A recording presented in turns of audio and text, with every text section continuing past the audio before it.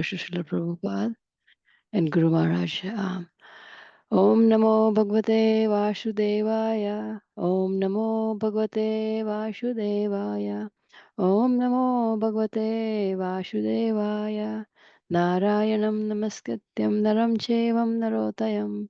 Devi Saraswati Vyasam Tato Jay Udiraye. Nashte Prayeshu Adveshu Nityam Bhagavata Sevaya. Bhakti Uttam Sloke Bhakti Bhavati Naistike. Today we're reading from Srimad Bhagavatam, Canto 6,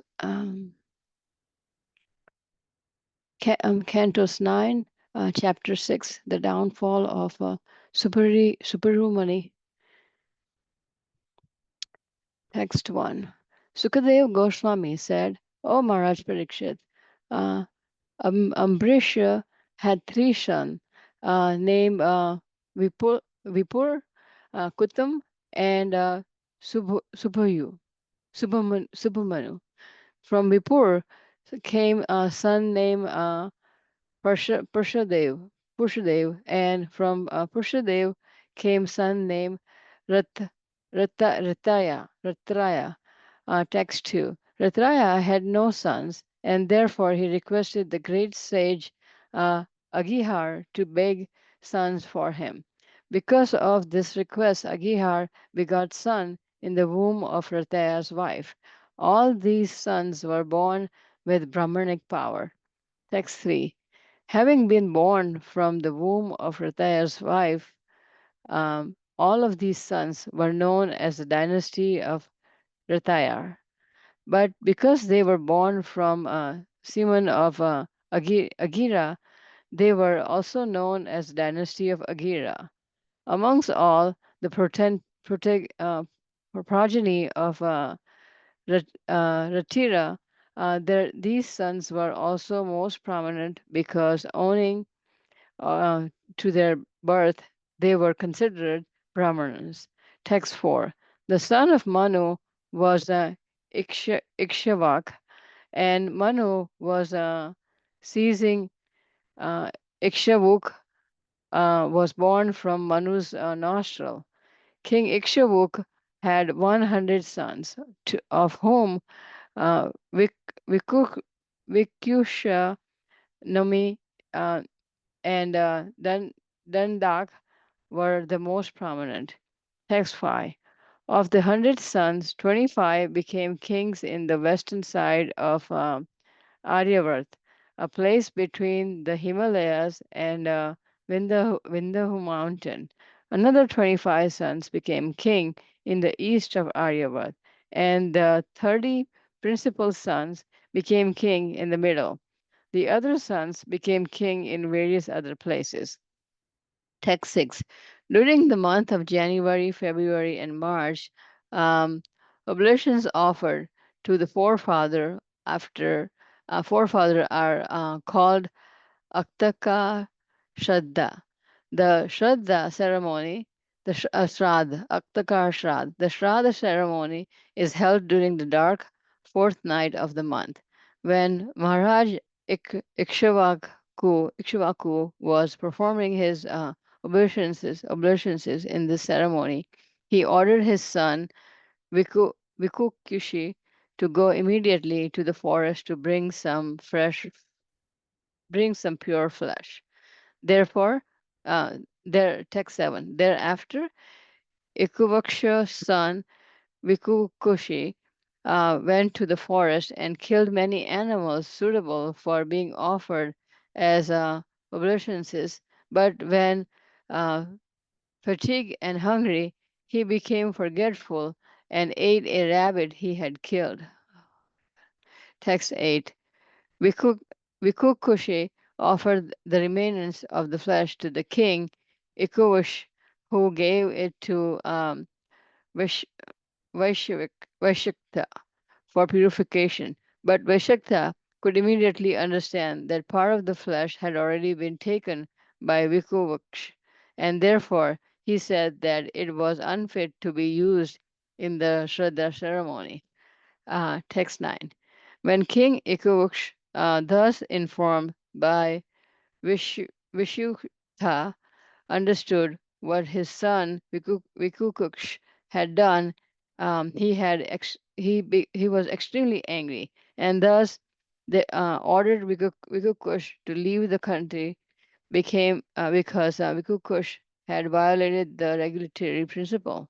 Text 10. Having been instructed by the great and learned Brahmana Vishukta, who discouraged about discoursed about the absolute truth, Maharaj Maharaja Ishuvuk became renounced by following the principle of for a yogi. He certainly achieved the supreme perfection after giving up his material body. Text 11. After his father's disappearance, Vikukuksh returned to the country and thus became the king, ruling the planet Earth and performing various sacrifices to satisfy the Supreme Personality of Godhead. Vikukuksh later became um, celebrated as Shajda. Sajda. Thank you, Mataji. Hare Krishna. Thank you so much, Mataji. Hare Krishna Sundaracala Prabhuji, please accept our humble obeisances. All goes to Srila Prabhupada and Guru Maharaj. Please take over the call, Prabhuji. Hare Krishna. Hare Krishna, dear devotees. Hare Krishna, dear Mataji. Hare Krishna, Radha Mataji. Thank you so much for reading today's verses. Happy Kartik Mass for all of you. Today is Sharad Purnima and such a divine, wonderful day.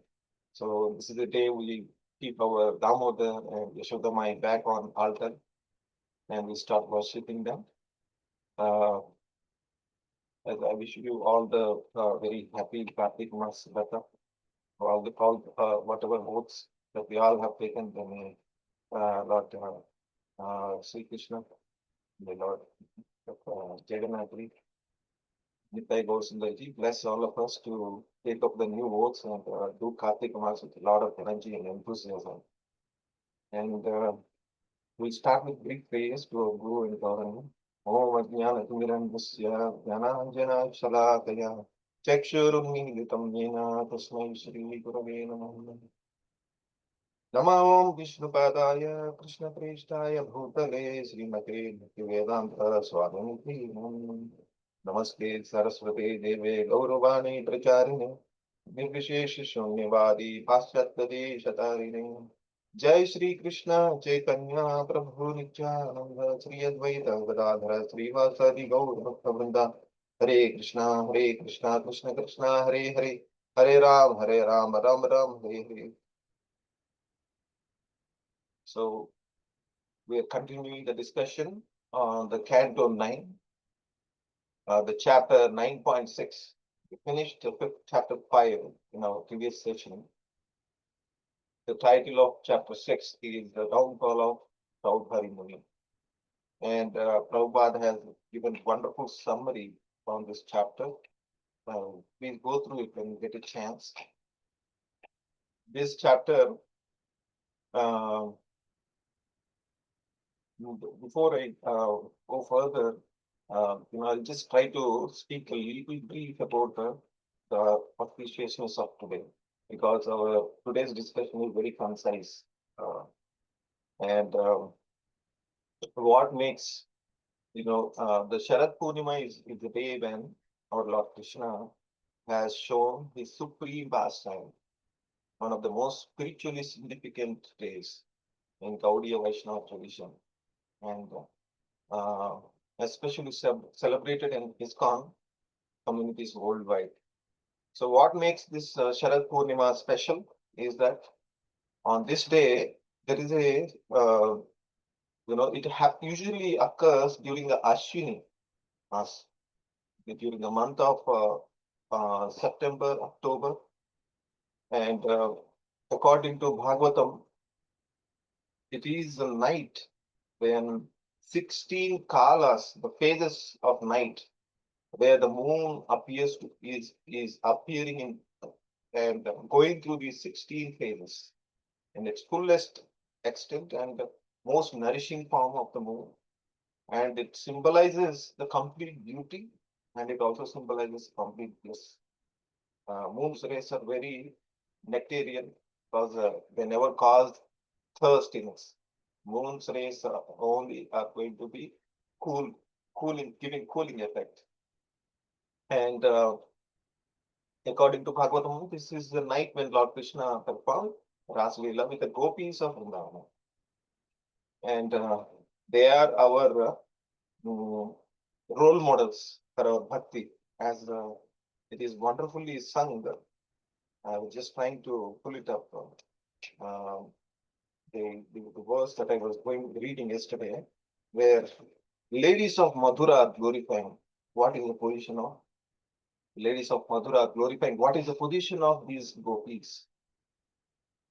So on and where it is mentioned, Yadohane avahanane matanopalepa penkanganat harbito chanamajjanado gayanti chaina manorattaviyo srutanyo dhanya prajastriya vurukramachitta yana. This verse describes the glorification by ladies of Madura. They are glorifying the constant absorption, the glory of the devotion of gopis in Krishna. So it is saying, the first line says, Yado Hanin. The ladies of Braja are most fortunate women because Dhanya Brajastriya. Because they are in Urukrama Chittayana, the Lord who does wonderful acts. On that Lord, they have put their complete consciousness and they're absorbed in the thoughts of that Lord. Urukrama Chittayana. And how are they exhibiting that absorption in Krishna? It is mentioned, dohane, while milking the cows, right? They are all cowherd women. They will be milking every day from the cows. They don't go to shops to get the milk bottles. And they are simple living and high thinking. They are our role models. And what they are doing? While milking, they are remembering Krishna. And they are not watching television on the other side and milking. And what? Avahanane Mathana Upalepa means they are actually churning the buttermilk. While churning the buttermilk, there is a nice sound that comes. I heard from one of the Maharajas that when the churning comes, they make sounds also. The sound comes. Shh, shh. So when that sound comes, babies also, they want to wake up in the early morning, but they don't want to. They know the mom is very busy in the activities by hearing those sounds, but still baby Krishna will be sleeping lazily. So, Prenkanka Nartharudito Ksanamarjanado. So, if you see, some of the babies are putting the swings, which are made of probably saris or something like that. And these babies are crying. When babies are crying, these gopis are actually swinging the swings and taking care of the babies. And they are still remembering Krishna while doing them. And they're pacifying the baby by singing the Krishna songs, right? Ardha Rudita, while the babies are crying, Ukshana sprinkling Marjana, while they are doing the sprinkling of cow dung on the front of the courtyard of their houses, and they were sprinkling with the water. While they are doing that, Gayanti, they are constantly singing, Enam Manuraktam Dhya, with the minds absorbed, Ashru Kancho, with their tears flowing from their eyes, and their throats are gadgada. Their throats are actually choked with the affection they have for Krishna. Dhanya Vrajastriya Guru Brahmachitayana. Such glorious gopis to whom I offer my humble obeisances is what Madhura Vasis are saying. The ladies of Madhura are glorifying. Imagine, some ladies never glorify another ladies so easily. So imagine the glory of gopis because of which Madhuravasi women are glorifying the devotion of gopis. So with that, we'll start with today's discussion. Sukadeva Goswami said, And on the verse number 1 of 6th chapter, O Maharaja Parikshit, Ambarisha had 3 sons named Virupa, Ketuman, Shambhu. From Virupa came a son called Prashadhasva, and from Prashadhasva came a son named Ratidhara. So Maharaj Parikshit is being addressed now by Sukadeva Goswami, where he's discussing the continuation of Swayambhu Manu dynasty. He's explaining. While explaining the lineage, as you can remember from what we have heard so far, that Ambarish Maharaj is actually, the genealogical line is like this. First, we have Vaivasvata Manu, who is a son of Lord Brahma, and from Vaivasvata Manu, there is a Nabhaga, and from Nabhaga took birth Nabhaga, and from Nabhaga took birth Ambarish Maharaj. And this is still, we are discussing Sun dynasty, dynasty of Sun God, and mm, I probably I misspoke on Vaivasvata Manu. I think, but before Vaivasvata Manu, I'm trying to remember. Vaivasvata Manu is not directly. I need to check back and come back and post a message on that. He's probably not a direct son of Brahma. Probably Brahma is his his grandson of Brahma. And in this verse number 1, Virupa, Ketumala, the sons of Ambarish Maharaj were described. And there are 3 sons for Maharaj Ambarish.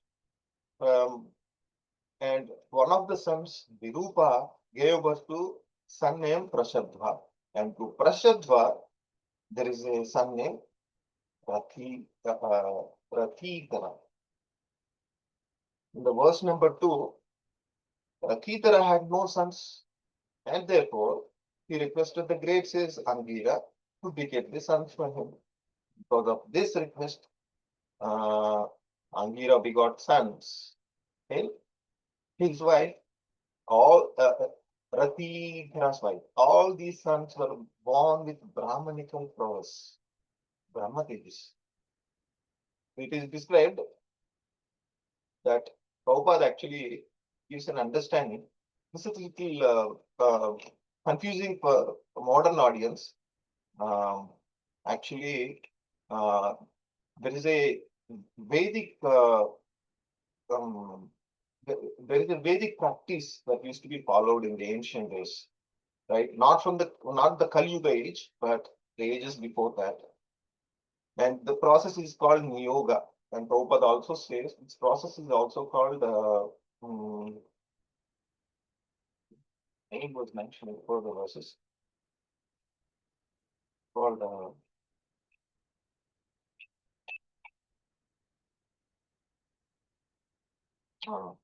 Kshetra Jata. That's what this process is called. So this process of yoga is a sacred Vedic practice. Point to be noted. It's a very sacred, not a casual or immoral act. It was a duty bound, right? For a king, what happens if there is no king? You might have remembered from past times, we have heard in the past that there were, when King Vena, after killing King Vena, because he was so atrocious, he was troubling the whole society, the Brahmanas decided to kill him to stop those atrocities. After that, Brahmanas, they went back to their duties in their hermitages, who are very detached from society, not so much into politics. But what happened? Because Brahmanas are detached, and that king has this impious king has died, society didn't run smoothly. Thus, these plunderers started troubling the whole society, and there were people who were robbing everyone on the street, and the situation became even more worse.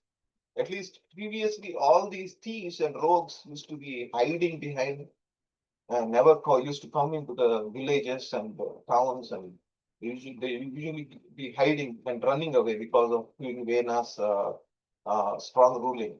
But now, in his absence, they started troubling the whole society. So when there is a absence of king, when these rogues observe, even the enemy kings observe that a king didn't have descendant, they immediately start planning how to crash that kingdom, and how to, and in the due process, so many public will get disturbed. So much of disturbance they have to go through. To prevent all this, it is a duty of a Kshatriya, a king, and even the ministers, and even the Brahmanas and Vaishnavas who are guiding the king, to ensure that he has a descendant. That's why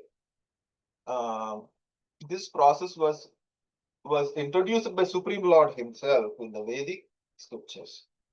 And this process is called yoga. It is something equivalent of IVF in the modern days. We test when the father is important, or even if mother is important. Modern audience go through a process called IVF, and they receive a donation of either ovum or the sperm. So similarly, Yoga is a sacred Vedic practice, not as a casual immoral act. It was duty bound, and it is for the greater good of protecting the whole kingdom.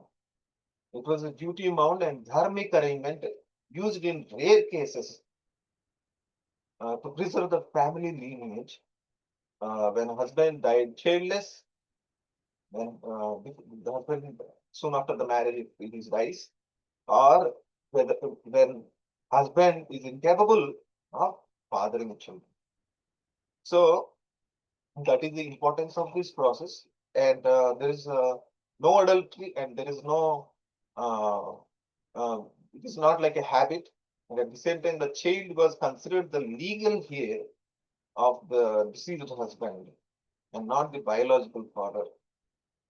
In there were some ancient pastimes in Mahabharata also that proves that this is a qualified process, where we hear from Mahabharata that Vyasamuni, Vaipayana Krishna Vyasadev, has performed a process called Niyoga on a request of uh, um, the queen, the mother of the mother of the father, who I think his name is Vichitravirya. When Kuru king called Vichitravirya died childless, Amba and Ambalika, they didn't have children, and the dynasty doesn't have any more future hope. So because of that, a sage who is a biological father of Dhritarashtra and Pandu and Vidura, through the practice of yoga, he fathered children on behalf of deceased important husband. And it is done under the guidance of seniors, under the guidance of Vaishnavas or Vedic Brahmanas, and the strict guidelines. And so this is the discussion that I was trying to explain why so, based on what I have learned from Prabhupada's purports and Vishwanath Chakravarti Thakur's purports. And it is mentioned Angira. As you know, Angira is a Manasaputra. He is one of the 7 sages of this Manvantara, right? He is the one of the Saptarshis. The Angira dynasty, within the Angira's dynasty, there is Brihaspati. Brihaspati is actually the spiritual master of the Devatas. So it's a very glorious dynasty, and Angira is not a sense gratifier or anything like that. Indira did it only for the benefit of the human society. And let's go to the 3rd verse. Having been born of the womb of Rathikara's wife, all these sons were known as the dynasty of Rathikara. But because they were born from the semen of Angira, they were also known as the dynasty of Angira. Among all the progeny of Ratihara, these sons were most prominent because, owing to their birth, they were considered Brahmanas. Now you can see it's like a, as I say, intercaste marriage, certainly, mixed caste children. That's what Prabhupada was mentioning in the purport, quoting the Vishwanath Chakravarti Thakurji, where the sons of Kshatriyas happen to be Brahmanas because of the Brahma Tejas of the progeny. And the son of Manu was Ikshvaku. When Manu, this is another son of Swayambhu Manu, Ikshvaku. When Manu was sneezing, it's very interesting verse that says, when Manu was sneezing, at that time Ikshvaku was born from Manu's nostrils. And King Ikshvaku had 100 sons, of whom Vikukshi, Mini, and Dandaka were the most prominent. So that means imagine the power of those Manus, the progenitors of our ancient times. Even they are so powerful that even they could give birth to the sons without the need of mothers also, from their nostrils. That is, see, imagine, it's very baffling for us because we never have seen such things happening in our lifetime. But Bhagavatam says it's 100% true. So Ikshvaku was born from Manu's nostrils, and King Ikshvaku had 100 sons, and whom Kukshi, Himi, and Dandaka were the most prominent. It is explained specifically here, though it is explained previously in the first chapter, where while the genealogy was detailed, 10 sons of Swayambhu Manu, of Vaivasvata Manu. It is described that earlier I was mentioned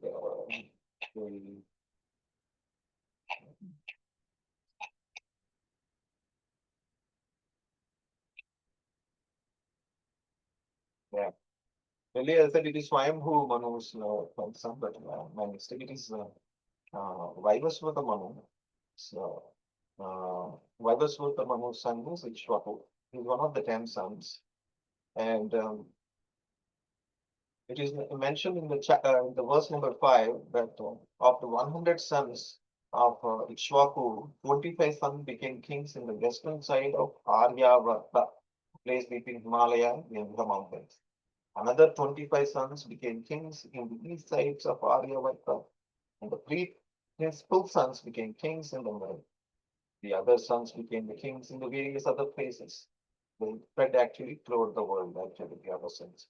So during the months of January, February, and March, oblations offered to the forefathers are called Ashtaka Shraddha. The Shraddha ceremony is held during the dark fortnight of the month. When Maharaj Ikshvaku was performing his oblations in the ceremony, he ordered his son Vikukshi to go immediately to the forest and bring some pure flesh. So the clarification is needed in this verse. Why flesh is offered in the sacrifices? Thereafter, Ikshvaku son Vikukshi went to the forest and killed many animals suitable for being offered as oblations. But when fatigued and hungry, he became forgetful and ate a rabbit he had killed. It is evident that Kshatriyas, Prabhupada says, Kshatriyas killed animals in the forest because the flesh of the animals was suitable to be offered for a particular type of Shraddha sacrifice. Offering oblations to the forefathers in the ceremony known as Shraddha is also an yajna. Prabhupada says. This yajna flesh obtained from forest by hunting, not by going to butcher shops, but hunting. He himself have to hunt. He cannot use servants. And there is a karmic reaction that he alone is responsible, right? So, just obtained from the forest by hunting could be offered. However, in the present age, Kali Yuga, the kind of offering is forbidden. And what is the verse that confirms it? In Brahma Vaivarta Purana, it is mentioned by Chaitanya Mahaprabhu himself in Chaitanya Charitamrita Adilila, 17th chapter, 64th verse, that Shwamedham Gavalambham Sanyasam Phalapaitrutam Devarena Sutotpatting Kalau Pancha Vivarjaye. Prohibited, Vivarjaye. All these 5 practices are not applicable for Kali Yuga. And what are those? Ashwamedham, doing horse sacrifices, Gavalambham, offering the cow as a sacrifice. Yes, in the sacrificial ceremony, sannyasam. Taking up sannyasa it became so impure in Kali Yuga. People are not qualified to follow the vows of sannyasa. That's why it is prohibited for general audience, general public. But for special cases, it is allowed. Phalapaitrikam, you cannot offer flesh oblations to forefathers. Phalapaitrikam is also prohibited. Devarena Sutopatting is also prohibited, which is also another progenation practice, which is prohibited for Kali Yuga because consciousness of Kali Yuga people is not fit for this practice.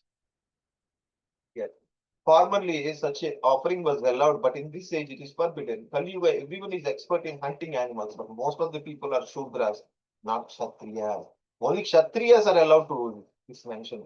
According to Vedic injunction, however, only Kshatriyas are allowed to hunt, whereas Shudras are allowed to eat flesh after offering goats or insignificant animals because before the deity of goddess Kali or similar Vedic gods, because they could not control their senses, they need to eat meat.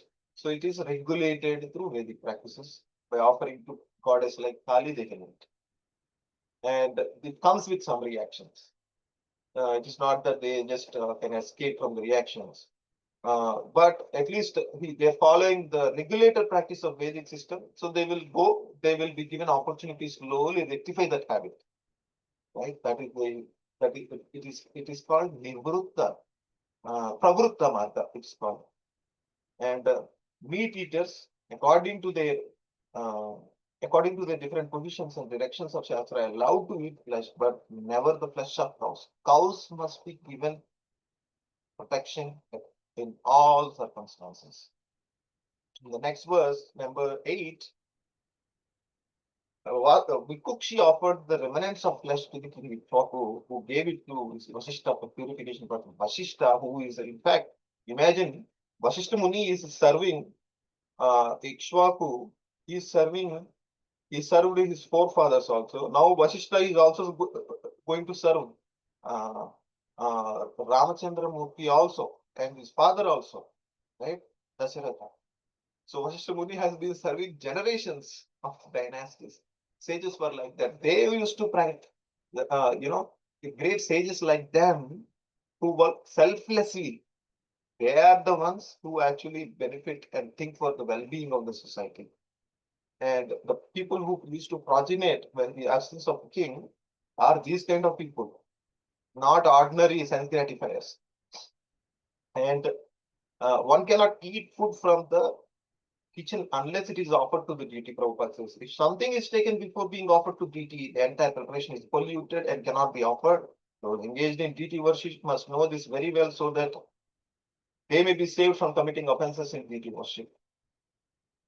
So Vasishta understood that this offering has been fully contaminated because it is already it became a remnants of Vikukshi because he already ate part of it. Similarly, when we are offering to Lord Krishna, we need to make sure that we don't smell it, we don't eat it, or nobody smells it or eats it, and we offer it purely to Krishna. So that is the guidance given by Prabhupada. So when King Ikshvaku, thus informed by Vasishta, he became so angry and he asked him to leave the country. And after Vasishta engaged Maharaj Ikshvaku in seeking of absolute truth, he actually renounced it and he became a yogi. In the path of yoga, he actually achieved supreme perfection and gave up his material body. After his father left, Ikshvaku king left the body, that's when uh, Bhikukshi came back to the and became king. Came back to the country, who was exiled earlier, and then he started ruling the planet because he's the eldest son, performing various sacrifices to satisfy the supreme personality of God. Which later became celebrated as Prashada. Prashada means ram eater. This is discussion today, dear devotees. Thank you so much for the opportunity. And I would like to thank Prasadahan and Prabhuji for the opportunity for speaking to the Bhagavatam class with you. Thank you so much, dear devotees, for your patience. Happy, um, Thank you very much, Prabhuji. Kartik Mas. Ramrasam Bhagavatam Vidya Sloka Prabhuji. Thank you very much, Prabhuji. Hare Krishna. Hare Krishna, Hare Prabhuji. Krishna. Thank you. Thank you, Prabhuji. Hare Krishna.